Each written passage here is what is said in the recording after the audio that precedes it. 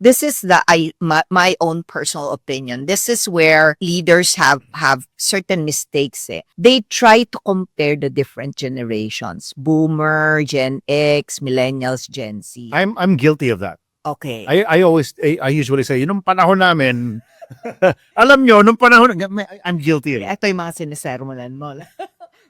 Kahit sa office na, sa gobyerno pa ako. Ganun. But the key there is, let's pause for a while and ask ourselves, how can we leverage on the strength of this generation? Because may gift ang bawat generation. So, let's say, for example, self-sustaining si Gen X because economic downturn nung lumalaki siya. Kailangan palang magsikap, nag-OFW lahat kasi walang pera dito, no? So kaya ang perception sa kanya ay naku, sariling diskarte yan, no? Parang he does things on his own.